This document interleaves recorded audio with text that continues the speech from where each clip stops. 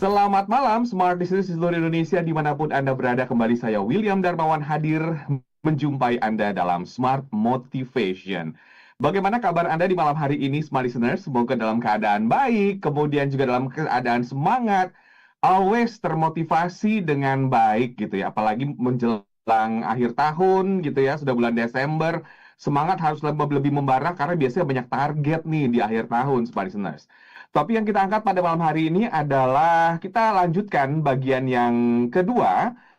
Tuhan mematahkan orang yang dipakainya. 6 alasan. Nah, kita masuk ke bagian 2 pada malam hari ini. Silakan bergabung bersama kami di WhatsApp 0812 11 12 959 atau kami juga sedang streaming di YouTube channel Smart FM.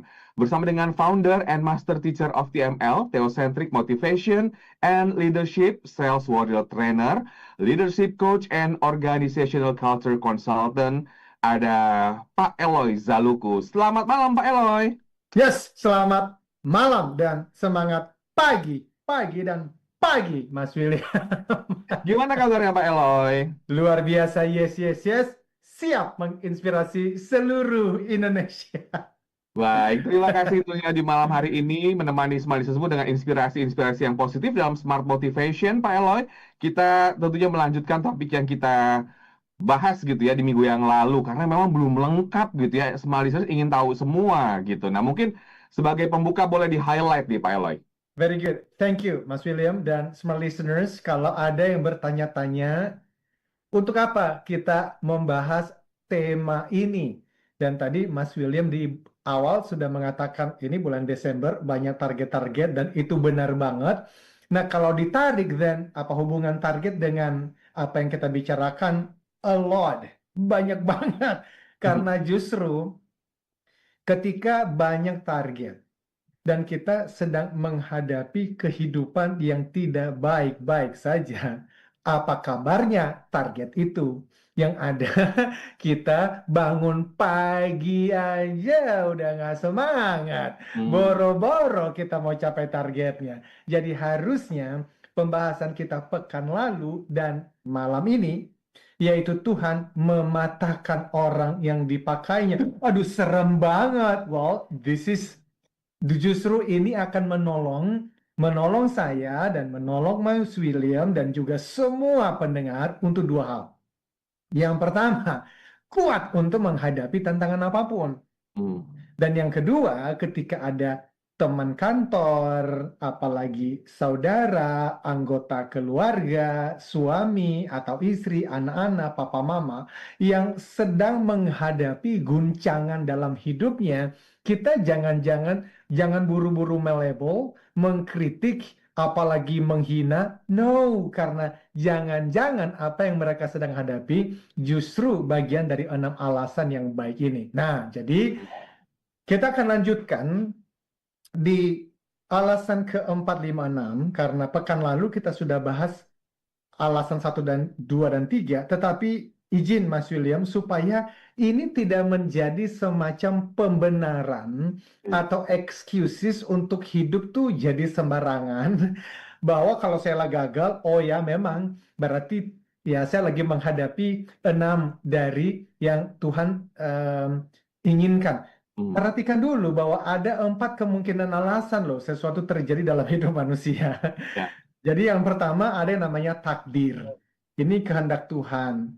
Nah, ada yang kedua hukum alam. Ini konsekuensi alami dari cara ya dunia berdosa ini. Kita ikut bersedih dan mendoakan teman-teman saudara-saudara kita di Sumatera Utara, Aceh yang baru-baru ini terkena musibah yang waduh, itu saya mengikuti apa yang terjadi itu dan banyak saudara-saudara kami yang di Sumatera Utara sana, Mas William, dan mengerikan sebetulnya yang terjadi itu. Jadi semoga ya ini bisa dikelola dengan baik dan pemerintah bisa bantu dan masyarakat bisa saling bantu. Dan itu bagian dari hukum alam. Memang kalau hutan habis-habisan hancur di mana-mana, ya ada konsekuensi. Tetapi ada yang ketiga namanya kebebasan manusia, yaitu pilihan kita, pilihan orang lain yang berdampak pada kita. Dan ada satanic intervention atau gangguan iblis. Nah, 4 hal ini kita sudah bahas minggu yang lalu. Jadi kalau smart listeners ingin mendapatkan lebih detailnya, dengarkan lagi. Kan semua sudah tersimpan rapi di YouTube Smart FM. Tetapi kemudian saya menyampaikan dari perspektif theocentric motivation and leadership bahwa God controls everything. Tuhan itu mengontrol segalanya. Dan di dalam mengontrol segalanya ada dua kata yang paling penting. Yang pertama decreed dan yang kedua permitted. Decreed itu Tuhan menetapkan sesuatu terjadi. Permitted Tuhan mengizinkan sesuatu terjadi. Nah, entah itu decreed atau permitted, kita percaya Tuhan itu Maha Pengasih, lagi Maha Penyayang. Yang artinya entah yang terjadi itu karena Tuhan takdirkan atau Tuhan izinkan, tidak lepas dari kasih dan sayangnya. Sehingga itu bisa menolong kita, apapun yang terjadi, tetap kuat dan tetap um, berjuang. Dengan pekan lalu kita udah lihat. Alasan yang pertama, Tuhan mengguncangkan atau mematahkan seseorang sebelum orang itu dipakai untuk lebih lagi. Yang pertama adalah untuk disadarkan, dibangunkan pada hal yang paling penting. Yang kedua, dibersihkan, dipisahkan dari hal-hal yang merusak. Dan yang ketiga, diarahkan agar bisa mendengar suara yang lebih dalam, yaitu Tuhan memberikan pengarahan. Dan hari ini, malam ini, kita akan fokus pada alasan 4, 5, dan 6. Dan kita bisa mulai langsung nanti setelah Mas Will memberikan saya aba-abanya. Oke, ini menarik ya, bahwa dari statement Pak Eloy sesuai dengan yang dikutip tadi, bahwa God controls everything. Tidak ada satupun yang terjadi di luar kendali dari Tuhan. Dan ini sebetulnya kalau kita gali lagi, ya memang ini tuh kayak udah garis sih Pak. Jadi memang hal-hal yang terjadi dengan diri kita saat ini, sebetulnya ya itu sebetulnya sudah rencana dari yang di atas. Setuju nggak sih Pak Eloy? Oke, very good. Hanya harus hati-hati sekali, smart listeners. Bukan berarti ketika saya memakai tangan ini memukul orang, maka Tuhan yang membuat saya memukul orang itu. Tidak. Karena rencana Tuhan selalulah yang terbaik untuk umat manusia. Kan kalimatnya, sebaik-baiknya manusia, manusia yang baik harus memberi manfaat. Jadi tangan ini harus memberikan manfaat kepada orang lain. Nah, tetapi pertanyaannya, loh tadi katanya God controls everything. Jadi di mana tuh yang namanya Tuhan mengontrol, tetapi saya punya kehendak bebas untuk menggunakan tangan ini. Ini menarik sekali, di dalam buku TML ada satu bab khusus untuk membahas ini, tetapi mari kita melihat bahwa bahkan di dalam saya menggunakan free will, kehendak bebas saya untuk memukul orang pun, itu bukan kehendak Tuhan, tetapi Tuhan izinkan itu terjadi. Jadi itu bedanya tuh.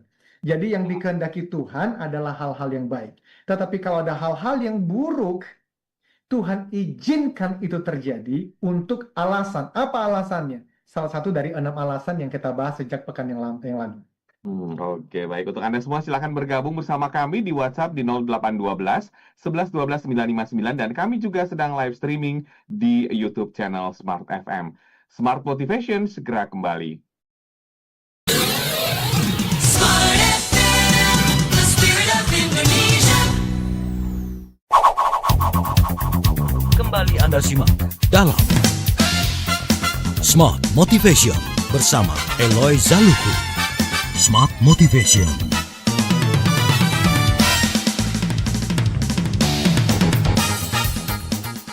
Kita masih dalam Smart Motivation bersama dengan founder and master teacher of TML, Theocentric Motivation and Leadership, Sales Warrior Trainer, Leadership Coach, and Organizational Culture Consultant, Pak Eloy Zaluku. Topik kita adalah Tuhan mengatakan orang yang dipakainya, bagian yang kedua. Kita masuk ke tips berikutnya, bukan tips lebih tepatnya ya, tapi alasan berikutnya yang disampaikan oleh Pak Eloy. Silakan Pak Eloy.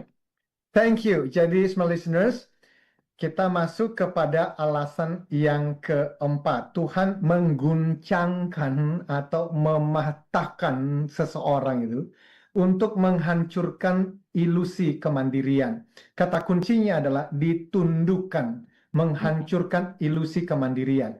Lah maksudnya apa itu? Begini Mas William dan semua listeners, mandiri itu baik sekali. Kita juga ngajarin anak-anak untuk mandiri. Dewasa itu perlu, semua kita ingin menjadi orang yang dewasa. Masalahnya, small listeners, bukan pada kemandirian praktis ini, tapi pada ilusi kemandirian total. Nah, perasaan apa itu? Itu perasaan halus bahwa saya bisa mengatur hidup saya tanpa siapapun, bahkan ya tanpa Tuhan. Ilusi ini sering muncul justru ketika hidup sedang nyaman, karirnya naik, bisnisnya berkembang, Uangnya banyak. uangnya banyak, tubuhnya sehat, keluarga rukun, dan seterusnya. Nah, di tengah kenyamanan itu, pelan-pelan muncul suara kecil di dalam hati manusia. Apa itu? Well, aku bisa kok, aku kuat, aku cukup. Aku bisa atur hidupku sendiri. Nah, secara sosial, semuanya kan tampak baik-baik saja. Secara rohani, sesuatu mulai bergeser tapinya. Apa itu? Ketergantungan kepada Tuhan diganti ketergantungan pada diri sendiri. Dan itu yang tadi saya sebut ilusi. Loh, kenapa ilusi? Karena tidak ada manusia yang sungguh-sungguh mengontrol segala-galanya atas hidupnya. Nggak ada. Kita hanya butuh satu krisis kesehatan kecil aja. Satu telepon tengah malam yang membangunkan kita dan akhirnya penuh dengan kekhawatiran. Satu perubahan mendadak dan semua rasa mengendalikan tadi jadi runtuh. Nah, saya tahu. Ini teman-teman semua listeners yang agnostik atau ateis. Nanti pasti pertanyaannya, bro, come on. Bagaimana dengan orang-orang yang tidak percaya kepada Tuhan? Wow. Kita bisa mendiskusikan itu dalam waktu, tetapi ini akan asumsi. Kita di Indonesia, apapun iman, agama, keyakinannya, kita percaya adanya Tuhan. Seperti itu, Mas William. Baik ya. Dan untuk Anda semua, sebelum kita lanjutkan, silakan kami ajak Anda ke YouTube channel Smart FM. Dan ini ya Pak Eloy ya, kalau kita sukses, punya uang, punya koneksi, bisa beli macam-macam, bukankah itu bukti bahwa kita mampu mengatur hidup kita? Nah, ilusinya itu di mana? Tadi kan Pak Eloy sudah bahas soal ilusi ini ya di sesi ini gitu. Gimana? Exactly. Mhm.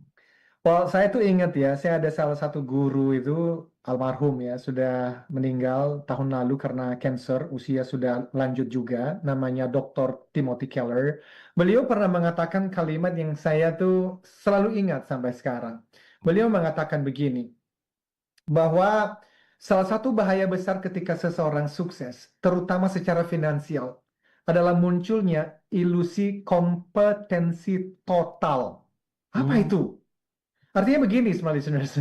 Ketika seseorang sangat berhasil di satu bidang, misalnya keuangan atau karir, pelan-pelan muncul keyakinan halus dalam batin diri pikiran orang ini. Kalau saya bisa sukses di bagian ini, itu berarti apa? Saya hebat di semua area kehidupan. Padahal kan tidak begitu. Tapi dia berpikir kalau saya bisa atur uang, berarti saya bisa atur semuanya. Memang, small listeners, uang ya, memberi banyak kemungkinan. Uang bisa membeli akses, jasa, fasilitas, kenyamanan. Tapi di titik tertentu, uang mulai memberi rasa palsu seakan-akan kita mengendalikan segala sesuatu. Nah, itu yang berbahaya. Karena dari situ, kemandirian berubah menjadi keangkuhan. Kompetensi berubah menjadi ilusi kendali. Saya bisa mengendalikan. Iya. Dan pencapaian berubah menjadi Tuhan kecil di dalam hati dan keseharian kita. Jadi akar masalahnya sebenarnya bukan uangnya, tapi rasa berkuasa yang datang bersama uang dan prestasi itu, Pak. Saya kira tepat sekali ya. Dan inilah arti salah satu kitab suci itu memberikan satu kalimat begini. Lebih mudah seekor unta masuk melalui lubang jarum. Bayangkan tuh, unta gede banget itu. Onta itu. Lebih mudah binatang gede itu masuk lubang jarum daripada orang kaya yang sukses secara finansial masuk ke dalam surga. Lah ayat ini bukan berarti orang kaya pasti masuk neraka. Bukan itu, bukan. Yang ditekankan adalah bahaya kondisi hati orang ya yang sukses tadi. Yang tadi saya bilang, kekayaan punya kemampuan halus untuk membuat hati itu berkata, aku bisa, aku cukup, aku tidak perlu siapapun.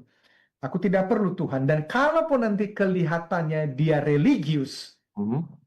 sebetulnya itu cuma permainan untuk menunjukkan, termasuk misalnya memberikan uang untuk hal-hal sosial, bahkan untuk membangun rumah ibadah. Belum tentu itu datang dari hati yang sudah tunduk dan memang bersyukur untuk apa yang sudah didapatkan. So, ya, ketika hidup terasa aman, terkendali, terprediksi, manusia mudah lupa bahwa ia sebenarnya makhluk yang bergantung, dan itulah lubang jarum yang dimaksudkan tadi, Mas William. Bukan jumlah hartanya, bukan, tetapi sempitnya hati yang tertutup untuk bergantung kepada Sang Pemilik kehidupan, yaitu Tuhan.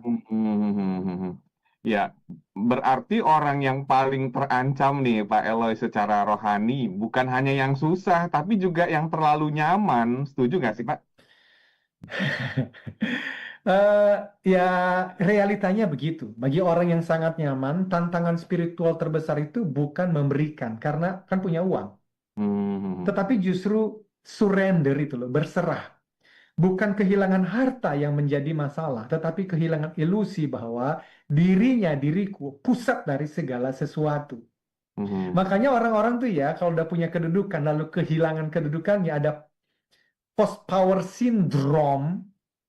Nah, itu karena apa ya? Ada ilusi di sana, dan semua kita, termasuk saya sendiri, bisa menjadi korban dari ilusi ini. Justru kita membahas apa yang kita bahas untuk bisa menjadi pembelajaran kepada kita. So, small listeners, kalau seseorang sudah yakin dengan uang, sistem, relasi, saya bisa kendalikan semuanya, maka pintu pertobatannya jadi makin kecil. Bukan karena Tuhan menjauh, bukan. Tetapi karena manusia merasa tidak lagi membutuhkan dia. Itu sebabnya Mas William seringkali dalam momen guncangan, ketika kontrol kita hilang, kita dipatahkan oleh suatu kondisi, barulah banyak orang benar-benar justru apa? Menemukan Tuhan kembali di dalam momen-momen patahan itu. Di momen-momen patahan itu, di momen-momen kita mungkin dalam keadaan titik terendah, bahkan Ya, terjadi perubahan dalam hidup kita, dari yang di atas tiba-tiba harus turun gitu ya, dari yang sehat banget tiba-tiba sakit, dari yang mungkin banyak uang tiba-tiba mengalami satu kondisi yang mungkin tidak diinginkan. Ini menarik nih apa yang disampaikan oleh Pak Eloy ya. Dan Pak Eloy tadi juga bilang bahwa ilusi kemandian itu sebenarnya ilusi gitu ya. Dan padahal orang tuh merasa saya berdiri di atas kaki sendiri. Apa benar Pak, tidak ada manusia yang betul-betul bisa mandiri gitu Pak Eloy? Ya, walaupun manusia pada umumnya itu maunya percaya bahwa saya bisa sendiri. Tetapi saya ingat ya, ada satu kalimat dari David Foster Wallace, seorang pemikir sekuler. Pemikir sekuler itu berarti dia nggak percaya bahwa Tuhan itu ada. Dia seorang yang ateis. Suatu kali diundang untuk memberikan pidato wisuda di salah satu universitas. Ya. Dan kalimatnya ini sangat terkenal. Dia ngomong begini, everybody worships. The only choice we get is what to worship. Artinya, semua orang tuh menyembah loh. Satu-satunya pilihan kita hanyalah apa yang kita sembah. Artinya, Mas William, tidak ada manusia yang benar-benar bebas nilai. Artinya apa? Tidak ada manusia yang benar-benar tidak tunduk. Semua orang tunduk kok pada sesuatu. Ya, ada yang tunduk pada uang, ada yang tunduk pada prestasi, tunduk pada citra diri, validasi sosial, rasa aman, pada kendali atau kontrol. Jadi kita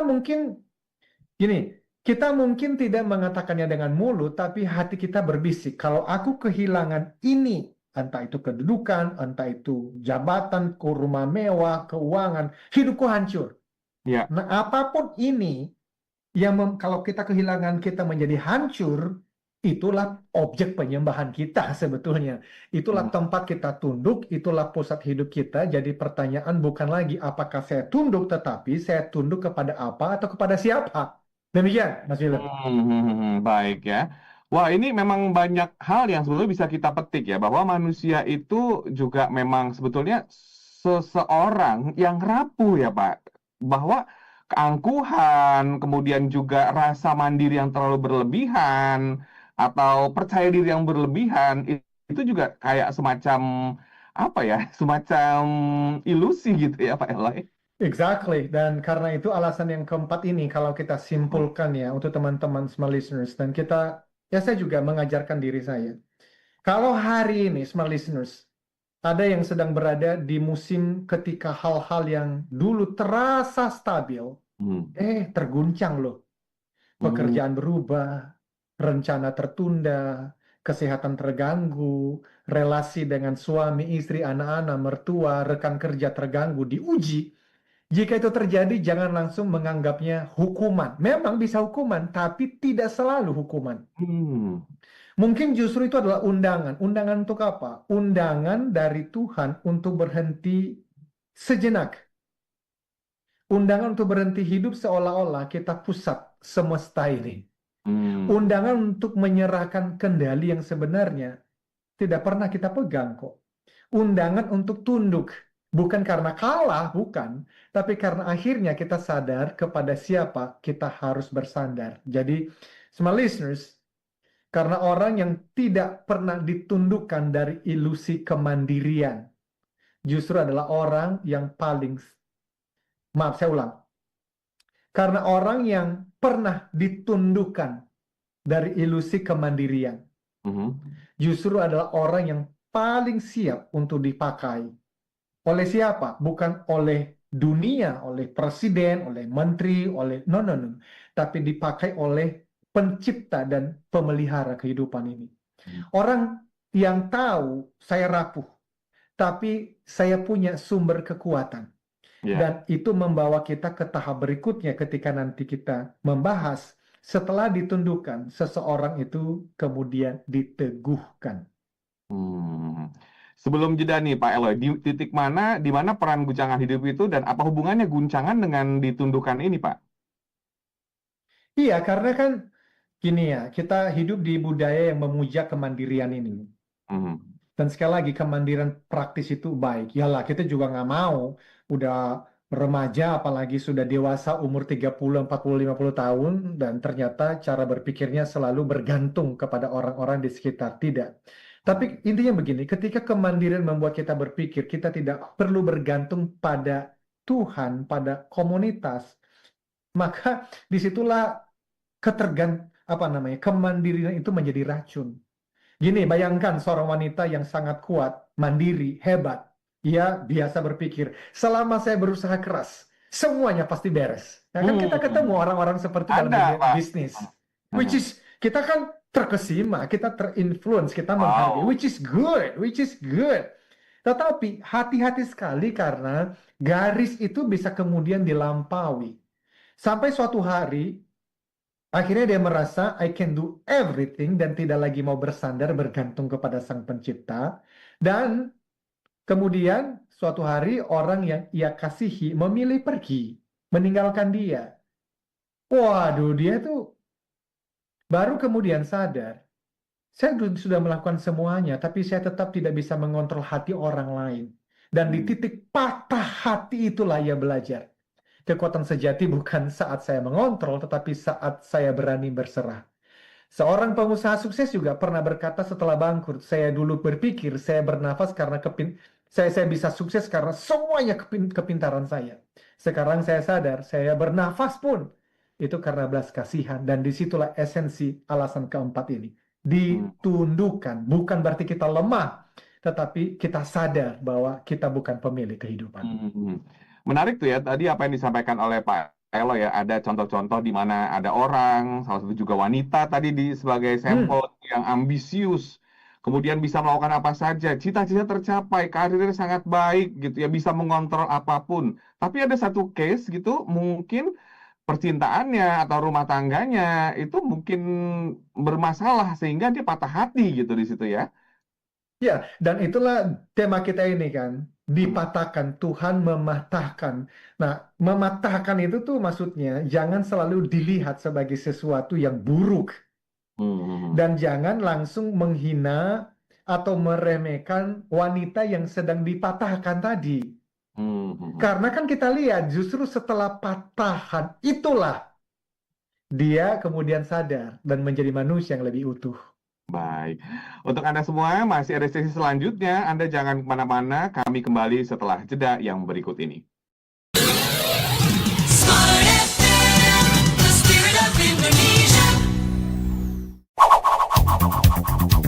Kembali Anda simak dalam Smart Motivation bersama Eloy Zaluku. Smart Motivation.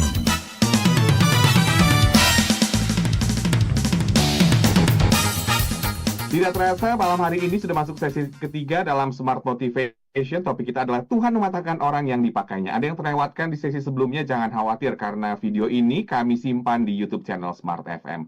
Bersama dengan founder and master teacher of TML Theocentric Motivation and Leadership, Sales Warrior Trainer, Leadership Coach, and Organizational Culture Consultant Pak Eloy Zaluku. Dan kami sapa yang mendengarkan kami di 6 kota di malam hari ini, Smart Listeners. Kita masuk ke alasan yang kelima. Nah, ini apa nih Pak Eloy? Very good. Alasan yang kelima itu diteguhkan, melahirkan visi yang tidak mudah goyah.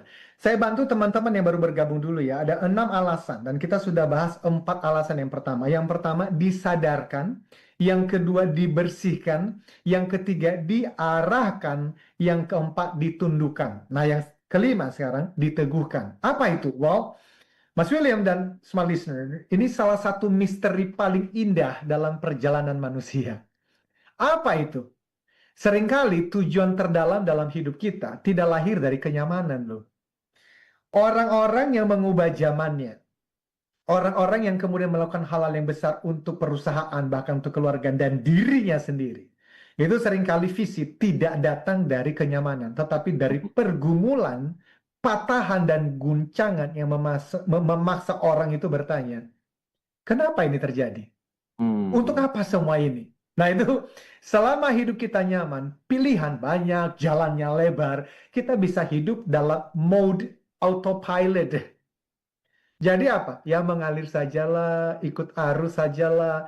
Tapi saat badai datang, ketika sesuatu runtuh, rencana gagal, orang yang kita kasihi pergi, atau karir tiba-tiba berubah, dan kita dipaksa berhenti dan bertanya, apa yang sebenarnya paling penting dalam hidup? Apa yang tetap, kalau semua ini hilang, yang tetap ada itu, yang masih berharga itu apa? Dan justru dari pertanyaan-pertanyaan itulah visi sejati mulai lahir dan kita diteguhkan. Nah, smart listeners, di dalam psikologi ada istilah post-traumatic growth, pertumbuhan setelah luka. Menarik sekali. Jadi dalam psikologi modern itu, Mas William, post-traumatic growth tadi berbicara mengenai pertumbuhan seseorang yang justru muncul setelah seseorang itu melewati masa yang sulit. Seperti benih yang harus jatuh ke tanah sebelum bertunas itu loh. Seringkali makna hidup lahir bukan dari kemenangan, tetapi dari luka yang sudah dipulihkan.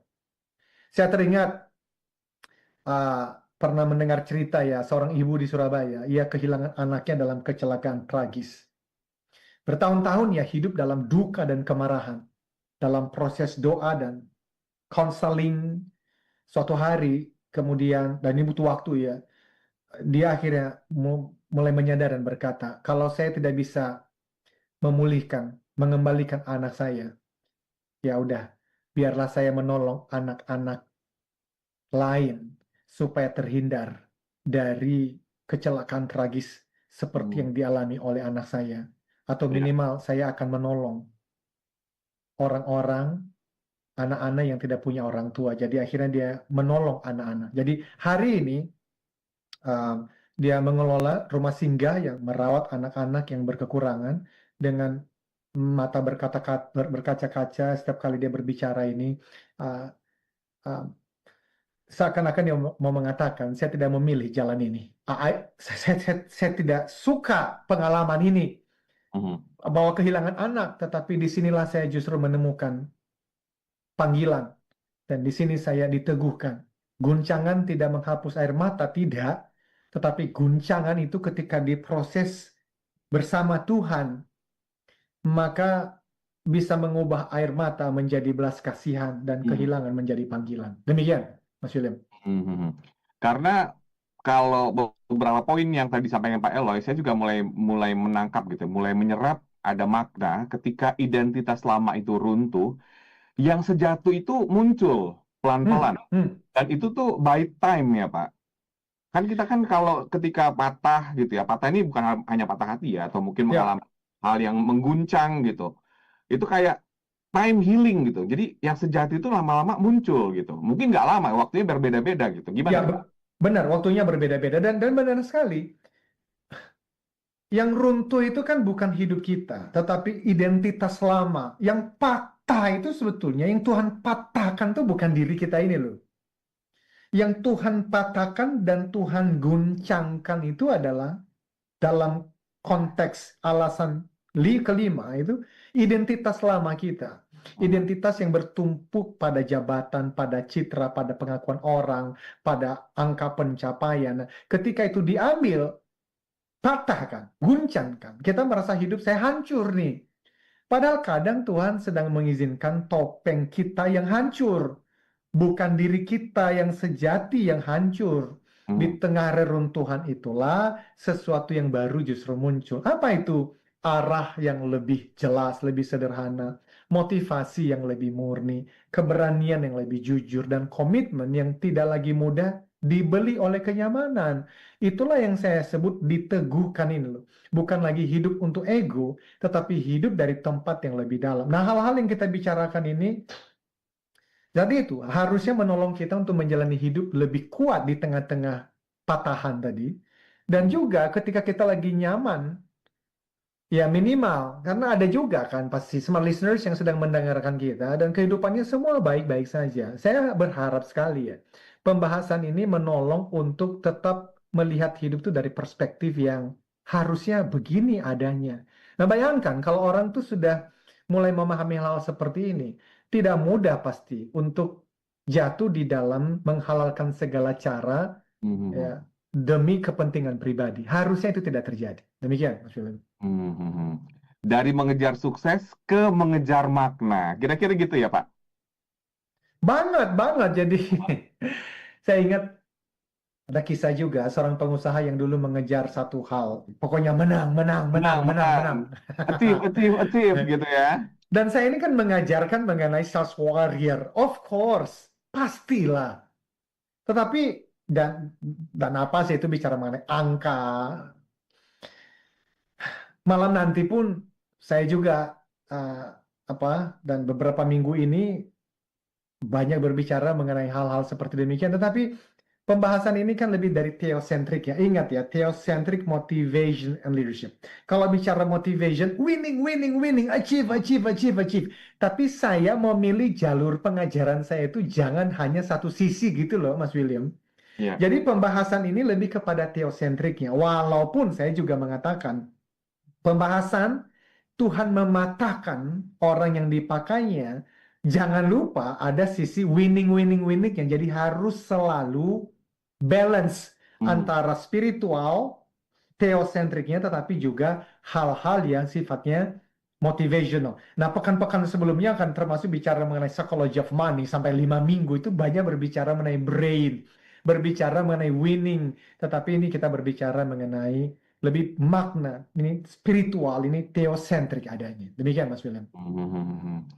Antara ambisi, ini kan juga kita melihat ya Pak, ambisi-ambisi di kota besar, kemudian di tengah sosial media yang sebegitu pesatnya.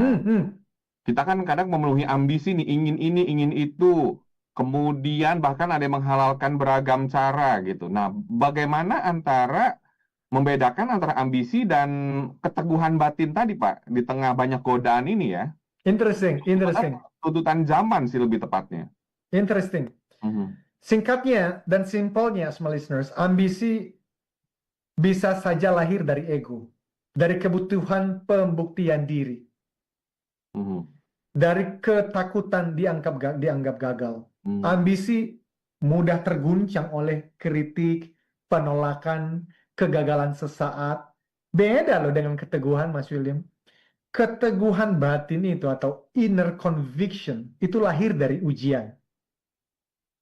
Inner conviction itu nggak pernah lahir dari kenyamanan hidup, nggak pernah.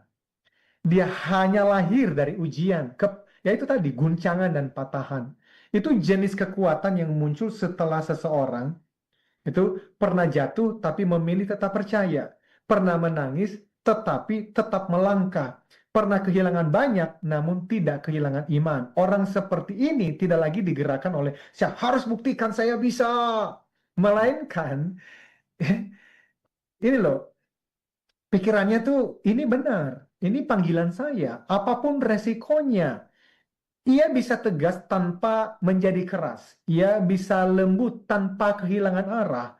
Karena sumber kekuatannya bukan lagi ego, tetapi visi yang lahir dari proses patah, guncangan bersama dengan Tuhan tadi. Nah, ini justru nanti yang membawa seseorang itu siap untuk dipakai ketika dia memahami hal-hal seperti ini. Hmm. Dan apakah guncangan juga bisa disebut gitu ya untuk kita menyusun ulang prioritas, Pak? Absolutely dong, absolutely kan. Jadi jika hari ini small listener sedang di tengah badai, usaha goyah, rencana berantakan, masa depan terasa kabur, saya pernah mengalaminya. Intinya begini, jangan buru-buru menyimpulkan hidup saya berakhir. Hmm. Why? Karena bisa jadi Tuhan sedang menyusun ulang prioritas, mengubah arah, memurnikan motivasi, dan membangun fondasi baru di dalam diri kita. Karena karakter tidak ditempa di puncak kesuksesan, tetapi di lembah. Dan hati tidak menjadi lembut karena tepuk tangan, tapi karena pernah hancur, tapi dipulihkan. Orang yang sudah melewati tahap ini, small listeners, biasanya tidak lagi hidup sekedar mengalir, ia hidup dengan kesadaran tujuan itu. Itulah arti dari diteguhkan, visi yang lahir dari air mata, tidak mudah digoyahkan oleh tepuk tangan maupun oleh cemoohan. Setelah itu, baru nanti kita berbicara alasan yang keenam. Untuk Anda semua, silakan Anda masih bisa ke YouTube channel Smart FM. Kita akan masuk ke alasan yang keenam. Sekaligus juga saya akan membacakan pertanyaan yang sudah masuk di WhatsApp kami di 0812 11 12 959. Kami kembali setelah jeda yang berikut ini.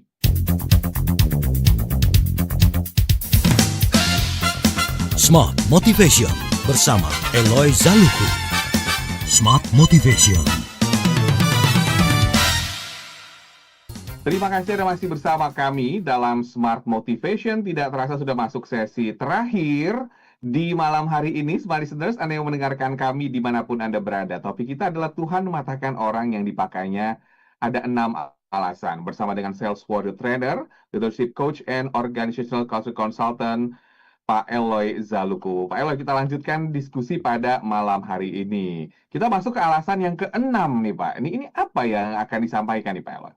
Kata kuncinya diutus, Mas William, small listeners. Tuhan mematahkan orang yang dipakainya. Ada 6 alasan. Ini alasan yang keenam, diutus. Bagi yang baru bergabung, saya ulang sekali lagi ya. Alasan pertama, disadarkan. Alasan kedua, dibersihkan. Alasan ketiga, diarahkan. Alasan keempat, ditundukkan. Alasan kelima, diteguhkan. Nah, baru sekarang send out, diutus. Nah, ini salah satu proses terindah dalam hidup manusia, small listeners. Guncangan hidup itu seperti sekolah. Bukan sekolah teori, tetapi sekolah karakter. Yeah. Dan di sekolah itu, kalau kita jujur menjalani, kita belajar 2 hal yang tidak bisa dipisahkan. Dan aku suka sekali bagian yang keenam ini. Apa 2 hal yang tidak bisa dipisahkan di dalam sekolah kehidupan, patahan dan guncangan itu? Yang pertama, ketangguhan. Yang kedua, kelembutan. Orang yang hanya tangguh, mudah menjadi keras hati loh. Orang yang hanya lembut, mudah runtuh di bawah tekanan. Tapi orang yang pernah patah, pernah diguncangkan oleh kehidupan dan dipulihkan tentunya, biasanya punya keduanya. Ia kuat tapi tidak dingin. Ia lembut tapi tidak lemah. Itu, Mas William. Oke. Dan kita juga dilatih untuk belas kasihan, hati yang melembut ini ya. Kalau tadi kan di sesi sebelumnya kita selalu melihat dari sisi, ya ada beberapa sisi kayak misalnya orang yang terlalu ambisi, kemudian terlalu keras gitu. Tapi di sesi ini kita membahas soal kelembutan hati. Nah, ini mungkin boleh dibahas lebih lanjut di Pak Eloy.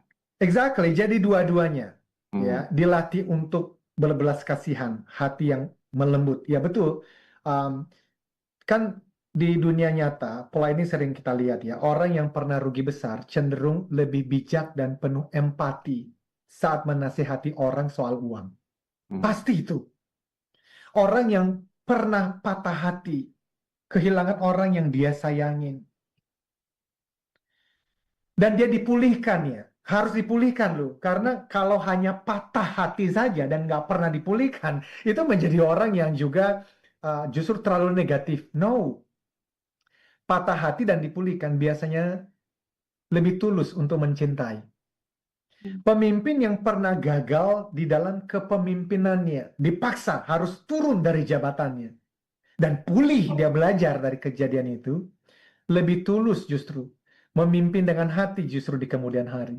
Bukan hanya mengejar target, tetapi hatinya mulai berperan. Orang yang pernah kalah dan pulih sering menjadi mentor terbaik dalam kehidupan. Orang yang pernah gagal besar dan pulih jarang menghakimi kegagalan orang lain. Loh, kenapa? Karena mereka bisa berkata dengan jujur, I've been there. Saya pernah seperti itu. Saya pernah dalam kondisi seperti I do understand you, my friend. Itu ada bayangkanlah seorang ibu yang dulu sangat keras kepada orang lain. Oh, dia punya perusahaan dan bagi dia karyawan itu nggak lebih dari sekedar angka lah ya. Ia mudah menyalahkan, cepat menghakimi, terutama ya orang-orang di sekelilingnya lah. Sampai suatu hari anaknya sendiri kecanduan parah. Nah, ia melewati masa panjang di beberapa pusat rehabilitasi. Sesudah krisis itu, si ibu tadi berubah menjadi salah satu orang yang sangat lembut. Tetap tegas di dalam bisnis, tetapi hatinya itu mulai bekerja. Ia berkata, karena saya pernah menangis, saya tahu cara memeluk orang yang sedang menangis. Itulah yang terjadi ketika seseorang dilatih lewat guncangan, lewat patahan. Karakternya diperkokoh, tapi hatinya juga dilembutkan. Jadi orang yang diutus itu bukan orang yang sempurna, tapi orang yang pernah terluka dan dipulihkan gitu ya, Pak? Absolutely, absolutely. Dan begini ya, small listeners, orang yang diutus itu dilatih untuk perang dan berbelas kasih sekaligus. Nah, ini harus dua-duanya ada. Perang itu maksudnya apa sih? Perang artinya ia berani menghadapi kejahatan, ketidakadilan, kebohongan, kemunafikan, baik dalam dirinya maupun di sekitarnya. Dia dilatih di mana itu? Di tengah patahan dong, di tengah ujian dong, di tengah guncangan dong. Karena kan itu dibutuhkan. Tetapi hal yang sama, belas kasihan artinya ia tidak menghancurkan orang yang lemah, tidak meremehkan, tidak menghina orang yang lemah, tidak mempermalukan orang yang jatuh, tidak menginjak-injak orang yang sudah hancur. Dari mana itu dilatih? Ya, dia harus dihancurkan dulu lah. Jadi kekuatan tanpa belas kasihan berbahaya loh, small listeners. Dan kita tahu di Indonesia ini, dari dunia ini banyak orang-orang yang punya kekuatan, punya uang banyak, punya jabatan, tapi tidak pernah dipatahkan. Anda tahu apa yang mereka lakukan. Mungkin Anda pernah menjadi korbannya. Tetapi sebaliknya, belas kasihan tanpa kekuatan tidak bertahan lama. Tapi ketika seseorang pernah jatuh dan bangkit, gagal dan dipulihkan, tersesat dan menemukan arah, maka ia punya dua hal tadi. Ketangguhan untuk memikul tanggung jawab besar.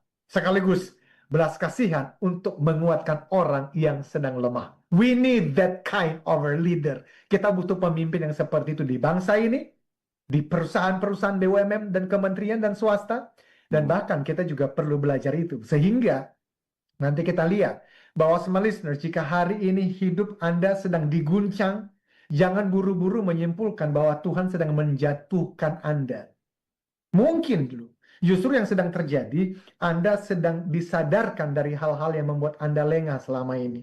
Anda sedang dibersihkan dari hal-hal yang merusak selama ini. Anda sedang diarahkan kembali pada suara, pada arahan Tuhan. Anda sedang ditundukkan dari ilusi kemandirian. Anda sedang diteguhkan dengan visi yang lebih murni, dan pada waktunya Anda akan diutus. Bukan hanya hidup untuk diri sendiri, tetapi hidup sebagai jawaban bagi orang lain. Bukan hanya bertahan, tetapi menjadi tempat berteduh. Bukan hanya sembuh, tetapi dipakai untuk menghadirkan kesembuhan kepada orang lain. Karena orang yang telah melalui seluruh proses ini tidak hanya hidup, tetapi ia menjadi hadiah bagi Indonesia, dan bahkan bagi dunia di sekitarnya. Menarik nih ada kata diutus. Sebetulnya diutus ini bukan soal besarnya panggung gitu ya, Pak.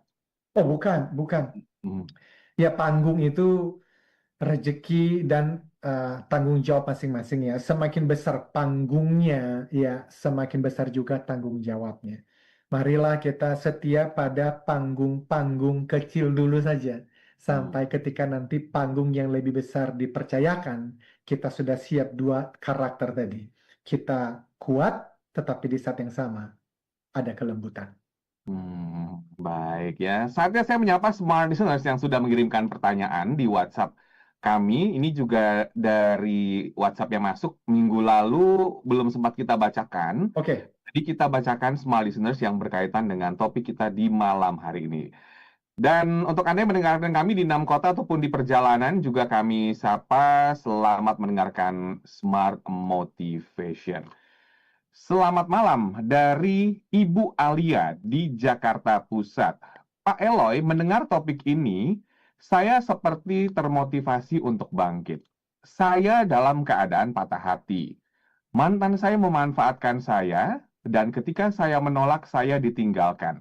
Apakah ini alasan yang tepat Tuhan menguji saya? Karena saya betul-betul mencintai beliau. Nah, ini Bu Alia di Jakarta. Ini patah hati sebetulnya, karena ya. mungkin pacarnya kali ya, belum pasangan resmi itu memanfaatkan dan akhirnya situasinya jadi nggak nyaman ya mungkin dari Bu Alianya. Akhirnya ke WA nih ya. Silakan Pak Eloy. Bu Alia, em, ada dua hal. Yang pertama, kami ikut berempati. Pisah dari orang yang kita sayang itu tidak pernah mudah. Saya ingat sekali ada satu film yang diperankan oleh siapa ya itu? Tom Hanks. Ya, judulnya Cast Away. Nah, itu sebetulnya kan secara sederhana karena waktu terbatas ya. Itu jatuh dari airplane pesawat itu, lalu mereka tinggal akhirnya dia di satu pulau dan dia sendirian karena yang lainnya meninggal. Tetapi dia ada Wilson. Wilson itu apa? Sebuah bola voli. Lalu dia gambar muka-mukaan gitu, wajah-wajahan, lalu dia ajak ngobrol. Nah, itu dia ngobrol selama berbulan-bulan sampai suatu hari dia menyelamatkan diri, dia bikin rakit, ya masuk laut, lalu dengan ombak, kemudian si Wilson itu kemudian terbawa ombak. Oh, dia nangis sejadi-jadinya. Padahal bola voli loh. Nah, film itu mau menggambarkan bahwa perpisahan itu tidak ada yang mudah, yang pertama. Tetapi yang kedua, ada 4 kemungkinan alasan kenapa perpisahan terjadi. Yang pertama, memang Tuhan menakdirkannya begitu. Nah, saya nggak tahu, Bu Alia, apakah memang itu alasannya. Atau yang kedua, karena hukum alam. Apa itu? Ada godaan di luar sana yang membawa orang yang Anda cintai ternyata berpindah hati. Nah, I don't know. Itu ada hubungannya dengan yang ketiga, human free will.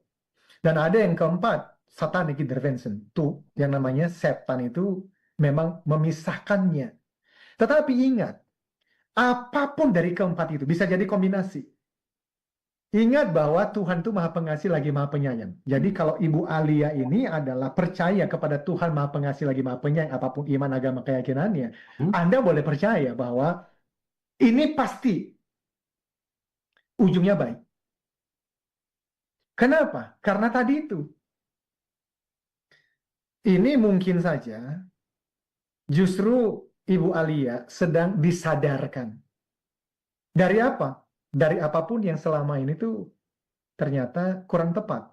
Tuhan membuka mata, melihat diri yang sebenarnya. Bukan seperti yang kita pikirkan, tetapi sebagaimana Tuhan melihat. Ini adalah momen conviction, bukan condemnation. Condemnation itu menghukum diri terus-menerus. No, ini conviction, membangunkan kesadaran baru. Ada insight, ada kejujuran, dan di situ justru awal transformasi terjadi. Bisa dibersihkan, bisa diarahkan, ditundukkan, diteguhkan, dan kemudian nanti diutus. 1 bulan, 2 bulan ke depan kita ketemu, harapannya Ibu Alia itu sudah menangkap maknanya dan akhirnya menjadi orang yang bisa menghadapi dan bahkan bisa menolong orang lain yang sedang menghadapi luka batin dan luka hati yang sama. Ya, sebelum kita tutup Pak Eloy, dari case-nya Bu Alia ini ya, dari WhatsApp yang saya baca, dia ini sebetulnya sudah sadar kalau dimanfaatkan oleh pasangannya. Akhirnya dia tuh karena udah cinta dan sayangnya, akhirnya mungkin dia memberikan segalanya, tapi ternyata pasangannya ini tuh nggak tulus gitu ya, dan akhirnya ya udah berpisah sekarang. Tapi Bu Alia ini kayaknya masih kecintaan ya, masih bucin. Gimana nih Pak Eloy? Sedikit Pak, Wah, silakan. ya ini kan terjadi di banyak tempat lah ya. Hmm. Dan justru dengan kesadaran itu, ya bangkitlah Bu Alia, bangkit, move on, sudahlah. Ya, dan doakan ada orang di luar sana yang lebih ya lebih siap untuk menerima Ibu Alia dan Ibu Alia siap menerima dia. So, saya kira begitu, ya. Ya, oke Bu Alia ya. Dan mudah-mudahan rezekinya diganti ya Bu Alia ya, walaupun sudah dimanfaatkan sama pasangannya ya. Iya, iya. Amin, amin, Amin, amin. amin, amin. Ya. Pak Eloy sebagai closing di malam hari ini, silahkan Pak Eloy. Ya, jadi small listeners, tadi saya sudah sampaikan, ketika sesuatu terjadi dalam hidup, entah itu sukses atau gagal, sehat atau sakit, kaya atau miskin, penyebabnya tidak selalu sederhana ya, small listeners. Dalam banyak kasus, sebuah peristiwa dapat berasal dari salah satu atau kombinasi dari 4 kemungkinan alasan yang sudah dibahas sejak pekan kemarin. Kehendak Tuhan, hukum alam, kebebasan manusia, gangguan iblis. Tetapi ingat, apapun itu, percayalah bahwa God controls everything. Tuhan mengendalikan segalanya, dan Tuhan adalah Maha Pengasih lagi Maha Penyayang. Ada 2 konsep penting. Decree, Tuhan menetapkan sesuatu terjadi, atau permitted, Tuhan mengizinkan sesuatu terjadi. Entah decree atau permitted, bila small listeners percaya kepada Tuhan yang Maha Pengasih lagi Maha Penyayang, maka apapun patahan, guncangan yang sedang small listeners hadapi saat ini, do not give up. Jangan menyerah. Oke, tetap kuat. Dan karena itu, kita sudah membahas ada 6 alasan kenapa Tuhan mengizinkan seseorang terpatahkan, terguncangkan. Disadarkan, kedua dibersihkan, ketiga diarahkan, keempat ditundukkan, kelima diteguhkan, dan keenam diutus. Dengan pemahaman ini, saya akan tutup bersama dengan Mas William semua series ini dengan harapan hanya 2. Yang pertama, Anda kuat. Yang kedua, saya berharap ketika saat ini Anda sudah memahami semua ini, tidak lagi cepat menilai, mengkritik, atau meremehkan orang yang sedang berada di musim guncangan. Entah dalam hal kesehatan, studi, pekerjaan, bisnis, pernikahan, keluarga, whatever. Kenapa? Karena bisa jadi Tuhan sedang mempersiapkan mereka sesuai dengan 6 langkah tadi. Disadarkan, dibersihkan, diarahkan, ditundukkan, diteguhkan, dan kemudian diutus. Karena sebaik-baiknya manusia, manusia yang baik harus bermanfaat. Dan guncangan patahan seringkali harus dilewati untuk menjadi orang yang semakin bermanfaat itu. Demikian, Mas William. Semoga kita semua kuat ya dalam menghadapi apa yang terjadi untuk yang saat ini ya, mungkin yang terkena PHK atau mungkin ekonominya sedang ada permasalahan. Tapi tadi ya, guncangan ini memberikan banyak pelajaran untuk kita ke depannya untuk lebih kuat, smart listeners. Untuk Anda semua yang terlewatkan, jangan khawatir karena video ini kami simpan di YouTube channel Smart FM. Pak Eloy, kita ketemu lagi di depan dengan topik menarik lainnya. Akhirnya saya William Darmawan. Saya Eloy Zaluku. We always inspire people, develop leaders, and transform organizational culture. Sampai jumpa.